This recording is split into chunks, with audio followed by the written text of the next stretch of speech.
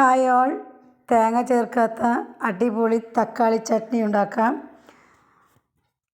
ചട്നിക്ക് എരിവ് അധികമാണെങ്കിൽ അധികവും ചേർക്കാം. സ്വീറ്റ് ടേസ്റ്റിലാണെങ്കിൽ അങ്ങനെയും ചെയ്യാം. ഞാനിവിടെ എരിവ് ടേസ്റ്റിലാണ് ഉണ്ടാക്കുന്നത്. അതിനുവേണ്ടി ഒരു ചട്ടി അടുപ്പിൽ വെച്ച് 1 സ്പൂൺ വെളിച്ചെണ്ണ ചേർത്ത് ഇതിലേക്ക് ഒരു ചെറിയ കഷ്ണം ഇഞ്ചി ചേർക്കണം.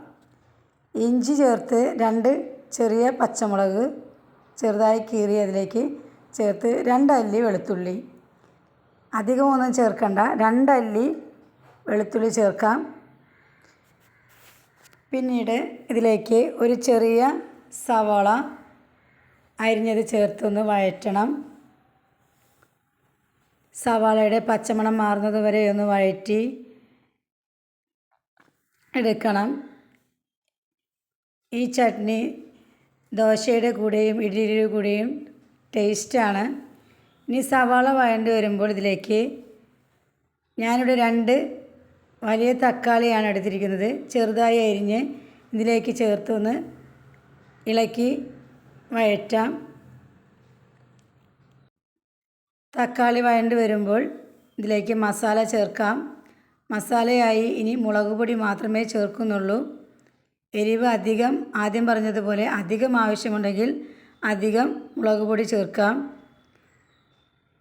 ഞാനിവിടെ 1/4 സ്പൂൺ മുളക് പൊടിയാണ് ചേർക്കുന്നത്. മുളക് പൊടി ചേർത്തതിന് ശേഷം ഒന്നുകൂടി ഒന്ന് വഴറ്റി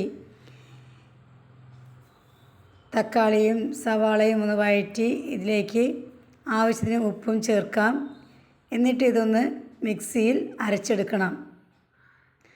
അരച്ചെടുത്ത ഈ കൂട്ടിലേക്ക് ഇത് പേസ്റ്റ് പോലെ അരച്ച് ഇതിലേക്ക് കടുക്, കറിവേപ്പില, ഒരു വറ്റൽമുളക് എന്നിവ വറുത്ത് ചേർക്കാം. ഇപ്പോൾ അടിപൊളി ചട്നി ഇവിടെ തയ്യാറായിട്ടുണ്ട്. ഇനി തട്ടുദോശ സ്റ്റൈലിലുള്ള ദോശ ഉണ്ടാക്കി കഴിക്കാവുന്നതാണ്.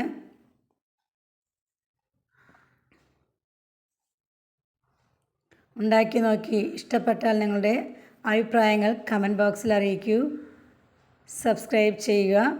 Thank you friends.